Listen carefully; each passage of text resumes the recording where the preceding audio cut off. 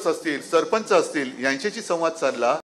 माझ्या महापालिकेच्या शाळेत, मुंबई महापालिकेच्या शाळेतलेच चांगले शिक्षक, कोणत्या विषयाला कोणता शिक्षक चांगला आहे हे त्यांच्यातनंच घेतला आणि त्यालाच सांगितलं की एक स्टुडिओ करून आपण घेतला महापालिकेचा आणि सिस्टीमने 10वीचे वर्ग आपण शिकवायला सुरुवात केली. आणि ते नुसतं एकतर्फी नाही, ते शिकवत असताना शाळेनुसार विद्यार्थी त्याला प्रश्न पण विचारू शकतात आणि तो शिक्षक त्यांना उत्तर पण देऊ शकतो. आणि त्याचा परिणाम असा झाला की काही काही शाळांचा जो रिझल्ट हा अगदी खाली असायचा. शिक्षणाच्या दर्जात समानता आल्यामुळे सगळ्या शाळांचा दर्जा उंचावला. हे केलं ना आपण. दुर्दैव मी जे म्हटलं ते या गोष्टीचं वाटतं की काम करून सुद्धा ज्या वेळेला आता हा जसा निकाल लागला, खोटा पराभव आहे. हा निकाल मी निकाल मानायला तयारच नाहीये विधानसभेचा, अजिबात नाहीये. अगदी काल परवाकडे अरविंद केजरीवाल हरले, काही जणांना आनंद झाला, काही तर झोपेतनं उठले आणि त्यांनी प्रतिक्रिया दिली. म्हणजे काही जण कुंभकर्णासारखे झोपलेले असतात आणि मग काय झाल्यानंतर कुंभकर्ण उठतात आणि प्रतिक्रिया देतात. तसे काही जणांनी उठून उठून प्रतिक्रिया दिल्या. पण अरविंद केजरीवालनी तिथे जे काही शाळांसाठी काम केलेले, विजेसाठी काम केले, पाण्यासाठी काम केले, तसंच काय काम केलेलं आहे, मग ते रक्तदानाचं असेल, ॲम्ब्युलन्सचं असेल, इतर काही गोष्टी असतील, हे लोक मी नाही समजत हे विसरू शकतात. हा गडबड घोटाळा नक्की आहे. आणि मग शेवटी शिक्षकांनी करायचं काय? कारण प्रत्येक शिक्षकाला मतदानाचा अधिकार आहे ना, बरोबर आहे. त्याच्यानंतर निवडणूक यंत्रणेचं काम करायला तुम्हाला आहे, पण निवडणूक प्रचाराचं काम नाही करू शकत. का नाही करू शकत? जर शिक्षक त्याच्या मनानुसार त्याचं मत देऊ शकतो, तर शिक्षक त्याच्या मनानुसार एखाद्या पक्षाचा प्रचार का करू शकत नाही?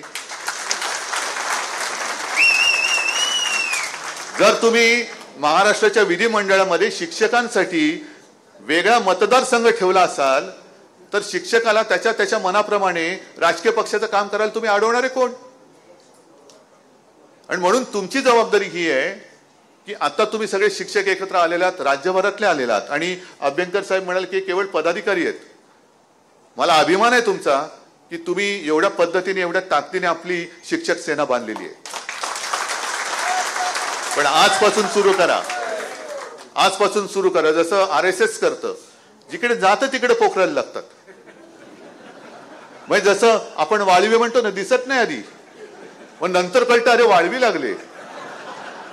तसं वाळवीसारखं नाही काम करायचं, पण आपल्या मताप्रमाणे आपल्या शिवसेनेचे जे आपलं हिंदुत्व आहे, आपलं राष्ट्रीयत्व आहे, तसे प्रखर राष्ट्राभिमानी हिंदू तयार करण्याचं काम हे तुम्ही करायलाच पाहिजे. तुम्हाला जिथे जिथे शक्य असेल, अगदी ग्रामीण भागातनं आला असाल, गाव, वाड्या, वस्ते, पाडे हे सुरू करा. काय खरं काय, नाहीतर शेवटी दिशा कोण दाखवणार? हातामध्ये मशाल आहे, पण स्वतःच गोंधळला असेल तर जायचं कुठे? कारण मशाल प्रकाश दाखवते. कोणत्या दिशेने जायचं हे तुम्हाला आम्हाला ठरवायचं आहे.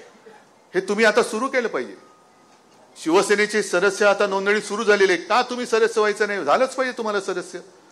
का तुम्ही सदस्य नोंदणीला आता जर का फावल्या वेळेमध्ये तुम्हाला बाकीची कामं सांगत असतील, तर मी तुम्हाला सांगते फावल्या वेळेमध्ये तुम्ही सुद्धा शिवसेनेची सदस्य संख्या वाढवा. आता निवडणूक नाहीये ना, मग आता या फावल्या वेळेमध्ये शिवसेनेचा प्रचार करा, बेधडक करा.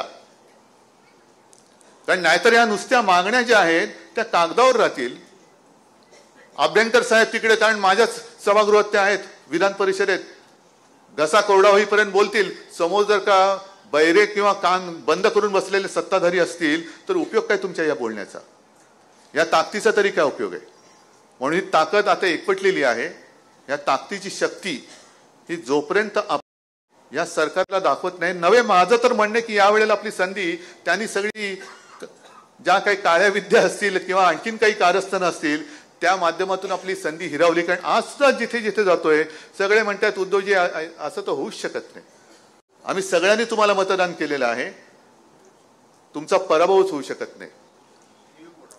सगळे पराभवच होऊ शकत नाही.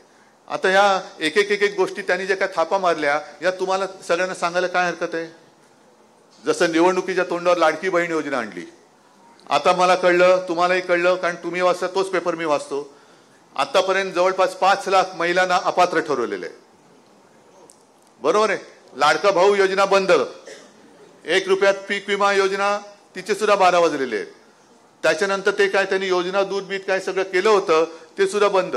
अगदी निर्लज्जपणाने आपण जे गोरगरिबांसाठी 10 रुपयात शिवभोजन थाळी निर्माण केली होती, दिली होती, ती योजना सुद्धा आता बंद करण्याचा घातक आणि नतद्रष्ट विचार हे दळबद्री महायुती सरकार करते. म्हणजे गरिबांसाठी काहीच नाहीये. नुसतं जायचं आणि तिकडे डुबक्या मारा, अरे पण तू चालेल, पण हे हिंदुत्व नाही. असं नाही हिंदुत्व चालणार. हे हिंदुत्व मला बिलकुल मान्य नाही. जर गोरगरिबांना तुम्ही उपाशी